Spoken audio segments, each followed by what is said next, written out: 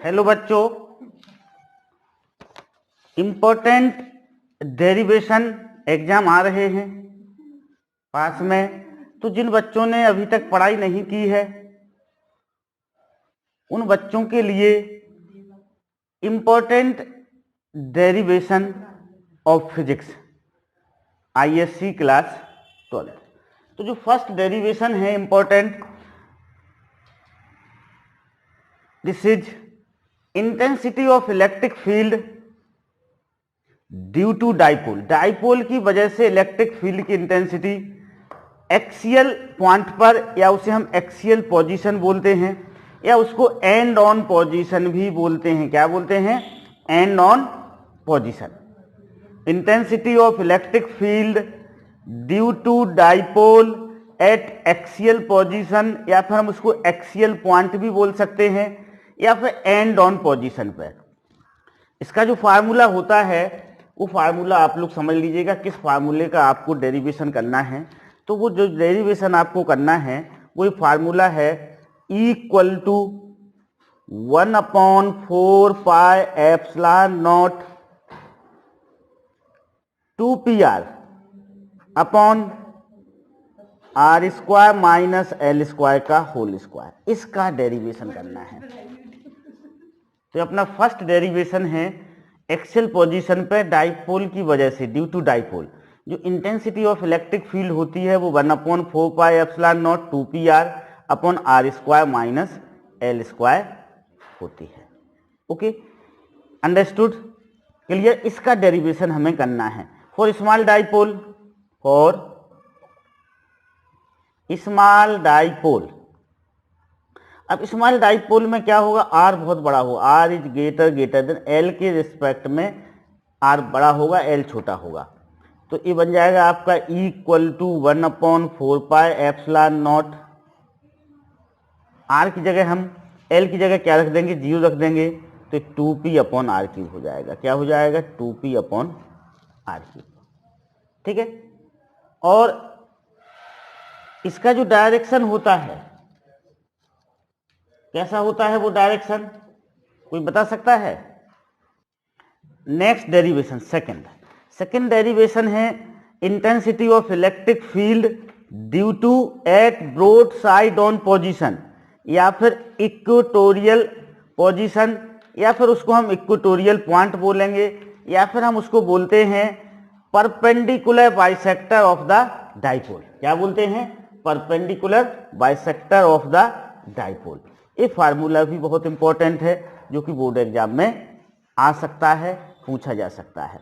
तो due to dipole intensity of electric field, उसे हम ब्रॉड साइड ऑन पोजीशन भी बोल सकते हैं, इक्वेटोरियल पोजीशन, या फिर इक्वेटोरियल पॉइंट, या फिर परपेंडिकुलर बाइसेक्टर ऑफ डाइपोल बोल सकते हैं। उसका जो फार्मूला बनता है वो समझ लीजिएगा कौन से फार्मूले की हम बात कर रहे हैं, किस डेरिवेशन की बात कर रहे हैं।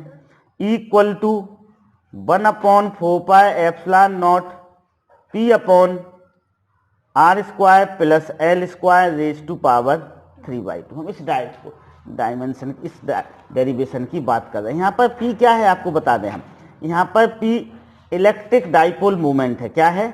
इलेक्ट्रिक डाइपोल मूवमेंट है। Electric dipole moment P equal to होता है Q इंटू 2L। डाइपोल का कोई एक चार्ज इंटू उन दोनों चार्ज के बीच का डिस्टेंस, जिसे हम लोग 2L सपोज करते हैं, 2L मानते हैं। ओके, तो ये डेरिवेशन अपना सेकंड नंबर का डेरिवेशन है। अब स्मॉल डाइपोल के लिए हम लेते हैं, यदि for small dipole,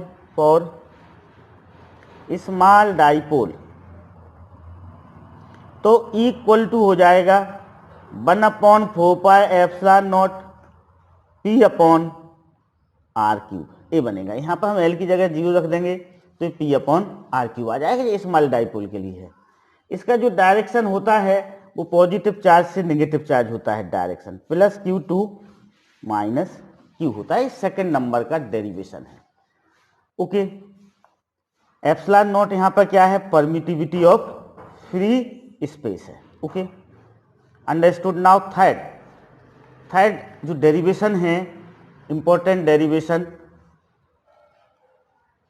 torque on a dipole in uniform electric field. Uniform electric field में कोई डाइपोल रखा हुआ है तो उसमें कितना टॉर्क लगेगा, इसका डेरिवेशन, जो वो ये डेरिवेशन है जिसको हम बोलते हैं tau equal to P sine theta. क्या बोलते हैं? Tau equal to P E sine theta. Okay, tau equal to P E sine theta, ठीक ना। यहां पर पी क्या है? पी है डाइपोल मोमेंट। क्या है? डाइपोल मोमेंट है। ई क्या है? इंटेंसिटी ऑफ इलेक्ट्रिक फील्ड है। इंटेंसिटी ऑफ इलेक्ट्रिक फील्ड है। और थीटा क्या है? थीटा है एंगल बिटवीन। क्या है theta? Angle between vector P and vector E, इन दोनों के बीच का एंगल है थीटा। ओके, तो डेरिवेशन भी इंपॉर्टेंट है। यदि हम इसको वेक्टर फॉर्म में लिखते हैं तो टाउ इक्वल टू क्या हो जाएगा? वेक्टर P क्रॉस E हो जाएगा। ओके, टाउ इक्वल टू क्या होगा? वेक्टर P क्रॉस E होगा। चैप्टर में 3 डेरिवेशन इंपॉर्टेंट है जो हम आपको अभी बताया है। इलेक्ट्रिक चार्जेज एंड फील्ड्स, ये 3 डेरिवेशन आपको इंपॉर्टेंट है। अब हम सेकंड चैप्टर पे आते हैं। सेकंड चैप्टर है आपका गॉस थ्योरम। चैप्टर 2 क्या है? Gauss theorem. इसमें जो फर्स्ट जो डेरिवेशन है जो इंपॉर्टेंट है गॉस थ्योरम में, electric field due to line of charge, infinite line of charge.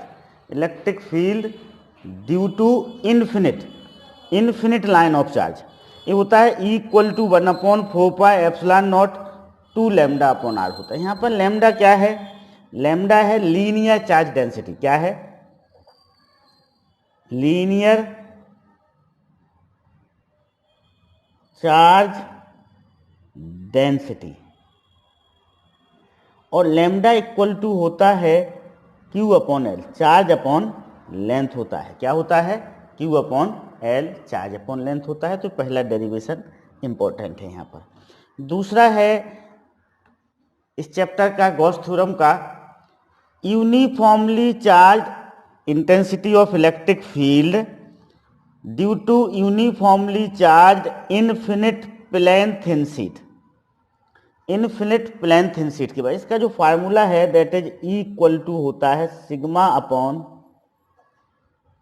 2ε0, ये होता है E equal to sigma upon 2ε0। ये डेरिवेशन इंपॉर्टेंट है इसका derivation. Uniformly charge infinite plane thin sheet. Next derivation, intensity of electric field of a thin hollow spherical shell. इसमें 3 cases बनेंगे। If point is outside, second point lie on the surface of the spherical cell, and third point is inside the cell. Okay, तो ये derivation भी important. देखो, यदि suppose करो कोई point है स्फेरिकल सेल के आउटसाइड है, सपोज करो स्फेरिकल सेल है, पॉइंट यहाँ पर P है, यहाँ पर हमें निकालना है, इसके सेंटर से डिस्टेंस क्या है? R है। तो हमें इस फार्मूले का डेरिवेशन करना है E equal to 1/4πε0 Q upon R square आएगा, ठीक ना। Q upon R square outside point पर। अब यदि पॉइंट सरफेस पर होगा तो जो स्मॉल r की वैल्यू है वो उसके रेडियस के इक्वल हो जाएगी। किसके इक्वल हो जाएगी? रेडियस की। तो यहाँ स्मॉल r की जगह कैपिटल R आ जाएगा। जब पॉइंट इनसाइड होगा तो इनसाइड में इलेक्ट्रिक फील्ड क्या होगा? 0 होगा। ओके, इनसाइड में इलेक्ट्रिक फील्ड क्या होता है? 0 होता है। तो ये डेरिवेशन भी इंपॉर्टेंट है। Okay okay, now chapter 3। Chapter 3 क्या है? नाम इलेक्ट्रिक पोटेंशियल। तो इसमें जो इंपॉर्टेंट डेरिवेशन है that is electric potential. Electric potential at a point due to a point charge,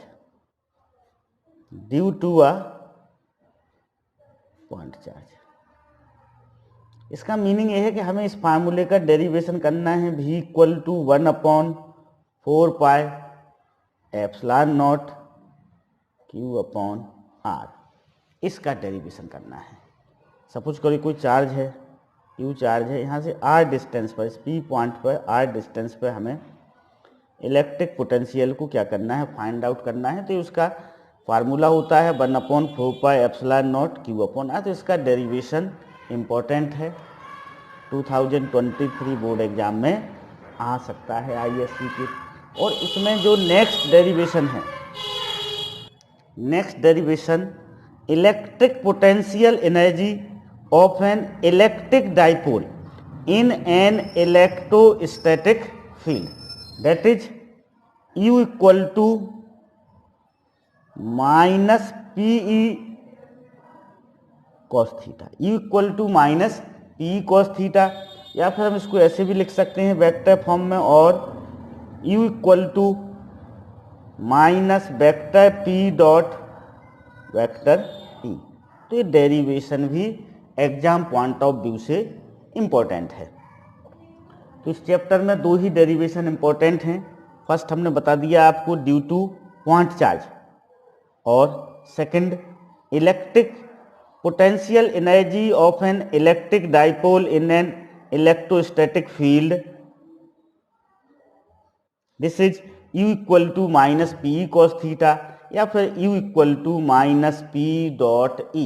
देखो ये तो इम्पोर्टेंट है, इसके अलावा जो और बच्चे और भी डेरिवेशन को करना चाहें तो कर सकते हैं, पर ये बेहद इम्पोर्टेंट डेरिवेशन है। ओके, चैप्टर 4 इम्पोर्टेंट डेरिवेशन को हम लोग समझते हैं चैप्टर 4 से।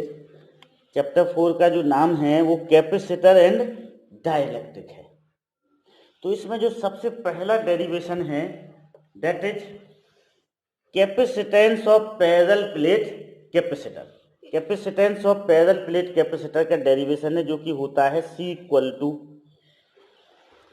Epsilon naught A upon D। क्या होता है? Epsilon naught A upon D होता है। यहाँ पर एप्सिलॉन नॉट क्या है? परमिटिविटी ऑफ फ्री स्पेस है। A क्या है? एरिया ऑफ ईच प्लेट है। D क्या है? डिस्टेंस बिटवीन द प्लेट है। इसमें आप चाहो तो K का यूज कर सकते हो। यदि सपोज करो प्लेट के बीच में कोई डाइलेक्ट्रिक मटेरियल रख दिया गया जिसका डाइलेक्ट्रिक कांस्टेंट K है, तो C इक्वल टू होगा K से मल्टीप्लाई होगा यहाँ पर epsilon naught A upon D होगा। ये डेरिवेशन आपके लिए इम्पोर्टेंट हो सकता है, आपके एग्जाम में आ सकता है फाइनल एग्जाम में। Now next derivation equivalent combination of capacitance for capacitor in series and parallel. Capacitor जब सीरीज में अरेंज किए जाएं तो इक्विवेलेंट कैपेसिटेंस क्या होगा? पैरेलल में अरेंज किए जाएं तो इक्विवेलेंट कैपेसिटेंस क्या होगा? तो इन सीरीज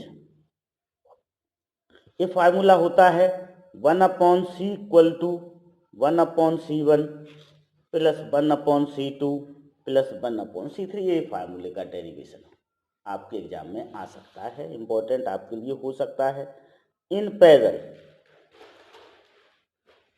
पैरेलल में जो फार्मूला होता है वो C इक्वल टू होता है C1 plus C2 plus C3। Okay, understood. तो ये दोनों डेरिवेशन आपके लिए इंपॉर्टेंट हो सकते हैं, आपके लिए बेनिफिशियल हो सकते हैं। ओके, नाउ थर्ड, इसमें चैप्टर में थर्ड देखिएगा। थर्ड है energy stored in capacitor. Energy stored in capacitor तो ये होता है U equal to Q square upon 2C, या फिर ये डेरिवेशन होगा उससे हम इसको भी बना सकते हैं 1/2 CV स्क्वायर। अब हम चैप्टर 5 पे आते हैं। चैप्टर 5 का जो नाम है वो electric resistance and Ohm's law है। तो इसमें जो इम्पोर्टेंट डेरिवेशन है वो प्रूफ ऑफ ओम्स लॉ है। ओम्स लॉ का डेरिवेशन, तो प्रूफ ऑफ ओम्स लॉ कैसे हम उसे प्रूव करेंगे? उसमें हमें प्रूव करेंगे कि V is directly proportional to I। इस तरह से हम उसे प्रूव करेंगे। देखो, आपको पता है ड्रिफ्ट वेलोसिटी का फार्मूला होता है EV upon ml tau. Tau यहाँ पर क्या है, रिलैक्सेशन टाइम है। और आई और वीडी में एक रिलेशन होता है, I equal to N E A V D. यहाँ से वीडी की वैल्यू को हम उठा के यहाँ पर पुट करेंगे, या फिर यहाँ से वीडी की वैल्यू लेके हम इसमें पुट करेंगे, तो हमें वी की वैल्यू मिलेगी, जो वी मतलब पोटेंशियल डिफरेंस क्या मिलेगी, M L upon N E square A tau R. इससे हमें क्या पता चलेगा, देखो यहाँ पर मास ऑफ इलेक्ट्रॉन कौन से कांस्टेंट है, length of conductor, particular conductor के लिए उसकी लेंथ भी कैसी होगी, कांस्टेंट होगी। ओके, पर्टिकुलर कंडक्टर के लिए उसकी लेंथ भी कैसी होगी, कांस्टेंट होगी। और number of free electrons density भी कांस्टेंट होगी, चार्ज ऑन इलेक्ट्रॉन्स भी कांस्टेंट होगा, पर्टिकुलर कंडक्टर के लिए उसका एरिया ऑफ कांस्टेंट होगा, और टाउ भी यहाँ पर कांस्टेंट होगा। तो V is directly proportional to क्या हो जाएगा, I हो जाएगा। यही तो ओम्स लॉ का डेरिवेशन है, ओम्स लॉ का वेरिफिकेशन है। ओके, तो इस तरह से हम उसे करेंगे। Now relaxation, now relation between current and drift velocity. Current और ड्रिफ्ट वेलोसिटी के बीच में जो रिलेशन है वो I equal to N E A V D. इसका हमें डेरिवेशन इंपॉर्टेंट है, इसका डेरिवेशन आपके एग्जाम में आ सकता है, ठीक ना। Next, drive sigma equal to N E square tau upon M, या rho equal to M upon N E square tau. तो sigma equal to N E square tau upon M, या फिर rho M upon N E square tau. यहाँ पर sigma क्या है, conductivity है, या फिर उसे हम स्पेसिफिक कंडक्टेंस भी बोलते हैं। रो क्या है, यहाँ पर रेजिस्टिविटी और स्पेसिफिक रेजिस्टेंस है। एन आपको पता है फ्री इलेक्ट्रॉन डेंसिटी है, या फिर number of electrons in 1 metre cube. 1 metre cube में कितने नंबर ऑफ इलेक्ट्रॉन्स हैं वह है यहाँ पर एन। एम क्या है, मास ऑफ इलेक्ट्रॉन्स है। ई क्या है, यहाँ पर जो ई है वो चार्ज ऑन इलेक्ट्रॉन है। और टाउ क्या है, रिलैक्सेशन टाइम है। टाउ यहाँ पर रिलैक्सेशन टाइम है। तो इसका डेरिवेशन हमें इम्पोर्टेंट है। तो देखो जो इसका जो डेरिवेशन है वो प्रूफ ऑफ ओम्स लॉ में छिपा हुआ है। किसमें छिपा हुआ है, प्रूफ ऑफ ओम्स लॉ में इसका डेरिवेशन छिपा हुआ है। इन दोनों का डेरिवेशन वो कैसे छिपा हुआ है उसको हम समझाते हैं। देखो अभी हम लोगों ने प्रूफ ऑफ ओम्स लॉ में V D equal to E V upon M L into tau और I equal to N E A V D पढ़ा था। इन दोनों की हेल्प से हमने निकाला था V equal to M L upon N E square A tau. अब देखो भैया इससे हम r की वैल्यू को फाइंड आउट कर सकते हैं। आपको पता है r बराबर क्या होता है, v अपॉन आई होता है। अब इस हम i को नीचे लाएंगे तो v अपॉन आई बराबर ये आ जाएगा आपका M L upon N E square A tau. आ गया कि नहीं आ गया। तो इसको हम r लिख सकते हैं। तो किसकी वैल्यू है, r की वैल्यू है। तो r इक्वल टू हो जाएगा आपका मटेरियल पैरामीटर में जो रेजिस्टेंस की वैल्यू होती है वो ये होती है r equal to M L N E square A tau. ये होती है मटेरियल पैरामीटर में। अब R से, अब देखो आपको पता है एक रिलेशन होता है R equal to rho A upon L, होता है कि नहीं होता है। तो रो इक्वल टू क्या हो जाएगा, रो इक्वल टू होगा यहाँ पर R एल अपॉन ए। यहाँ पर R की वैल्यू पुट करेंगे तो रो का डेरिवेशन हमें मिल जाएगा। तो रो इक्वल टू हो जाएगा M L N E square A tau, this is into L upon A. तो इस into L upon A. Okay ना, यहाँ पर R इक्वल टू होता है एल अपॉन ए होता है। क्या होता है, rho L upon A. Okay, R equal to क्या होता है, रो एल अपॉन ए होता है। चलो हम इसको फिर से लिखते हैं। देखो R की जो वैल्यू होती है वो होती है रो एल अपॉन ए होती है। तो इससे हमें रो की वैल्यू क्या मिलेगी, रो की वैल्यू मिलेगी यहाँ पर आर ए अपॉन एल। अब यहाँ पर हम आर की वैल्यू पुट करेंगे, किसकी वैल्यू पुट करेंगे, आर की कौन सी वैल्यू पुट करेंगे, ए वाली। तो जो M L upon N E square A tau होगा इंटू ए अपॉन एल। तो देखो एल से एल कैंसिल हो जाएगा और ए से ए कैंसिल हो जाएगा। तो रो का जो फार्मूला बनेगा वो m/n/e² टाउ होगा, ये डेरिवेशन हो जाएगा अपना। Okay, understood. अब देखो रेजिस्टिविटी क्या हो, कंडक्टिविटी क्या होती है, कंडक्टिविटी रेजिस्टिविटी का इनवर्स होती है। कंडक्टिविटी क्या होती है, रेजिस्टिविटी का इनवर्स होती है। तो रेजिस्टिविटी का फार्मूला हो जाएगा Ne² टाउ/m। तो ये डेरिवेशन इंपॉर्टेंट हैं, आपके एग्जाम में आ सकते हैं। ओके, नाउ नेक्स्ट बढ़ते हैं हम लोग।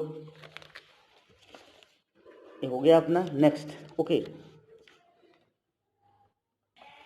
Okay, now chapter 6। चैप्टर 6 का जो नाम है वो है डीसी सर्किट एंड मेजरमेंट्स। तो डेरिवेशन ऑफ फार्मूले for combination for identical cell in series, पहला सीरीज, दूसरा पैरेलल और तीसरा मिक्स्ड ग्रुपिंग। तो ये डेरिवेशन भी आपके लिए बेहद इंपॉर्टेंट है, ठीक है ना। नेक्स्ट डेरिवेशन जो इस चैप्टर में आएगा वो derivation of heat stone bridge. Heat stone bridge का डेरिवेशन P/Q = R/S। ये भी इंपॉर्टेंट डेरिवेशन है जो कि आप लोगों को करना है। Okay, now next question number 7, sorry chapter number 7। Chapter 7 का जो नाम है वो है moving charges and magnetic field है। तो इसमें जो डेरिवेशन इंपॉर्टेंट है that is derivation for the expression of B at centre of circular loop carrying current. Circular loop current carrying circular loop है, उसके सेंटर पर हमें मैग्नेटिक फील्ड कितना होता है उसका डेरिवेशन करना है। तो वो आपका होता है, देखो B = μ0I/2 ये होता है। यहाँ पर ये क्या है, रेडियस है सर्कुलर लूप की, इसका डेरिवेशन करना है।